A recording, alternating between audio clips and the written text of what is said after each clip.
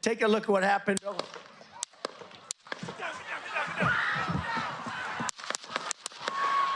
Penembakan terhadap calon Presiden Donald Trump pada 13 Juli 2024 menunjukkan betapa bahayanya penggunaan senjata api bagi warga sipil.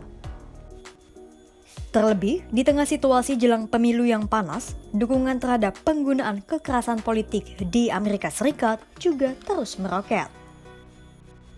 Ancaman kekerasan politik itu pun semakin diperparah dengan survei yang mengatakan 26 juta warga Amerika Serikat setuju menumbangkan Trump di kontestasi politik dengan kekerasan. Di mana 30% dari 26 juta warga Amerika Serikat tersebut, atau sekitar 7,8 juta orang, memiliki senjata api.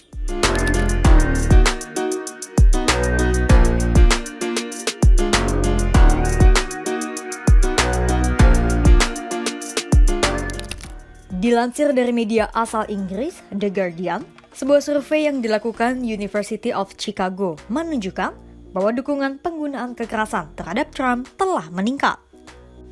Survei yang dilakukan pada Juni 2024 itu melaporkan bahwa 10% orang dewasa di Amerika Serikat atau sekitar 26 juta orang mendukung kekerasan terhadap Trump untuk mencegah mantan presiden itu kembali berkuasa.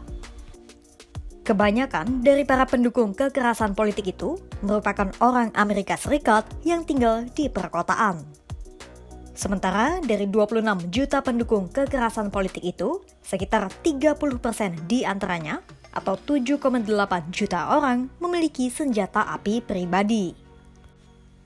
Seorang profesor University of Chicago sekaligus pemimpin proyek keamanan dan ancaman Chicago, Bob Pape, mengamini bahwa lebih banyak sentimen negatif terhadap Trump.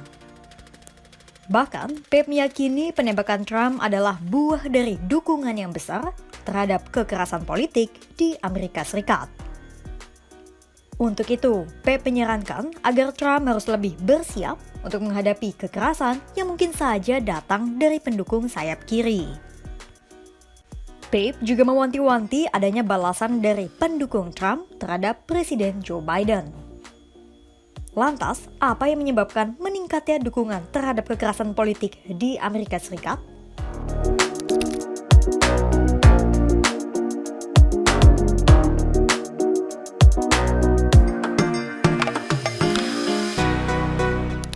Ada sejumlah alasan mengapa dukungan terhadap kekerasan politik di Amerika Serikat kini kian meningkat.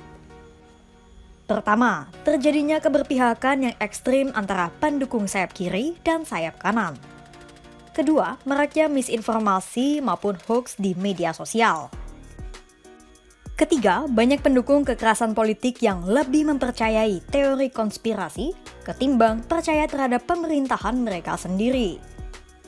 Keempat, terdapat banyak pihak di Amerika Serikat yang berpendapat bahwa pemilu tak bisa menyelesaikan akar masalah sosial di negara itu. Dan kelima adalah kemudahan warga sipil di Amerika Serikat untuk memiliki senjata api. Kemudahan atas kepemilikan senjata api itu bisa kita lihat dari insiden penembakan terhadap Trump. Seperti diketahui, pelaku penembakan Trump bernama Thomas Crooks itu menggunakan senapan berjenis AR-15 yang dibeli ayahnya sekitar 6 bulan yang lalu. Bahkan, Crooks diketahui dengan mudah membeli sekotak amunisi berisi 50 butir peluru pada hari kampanye Trump di Pennsylvania berlangsung. Lantas, mengapa warga sipil di Amerika Serikat sangat mudah untuk membeli senjata api?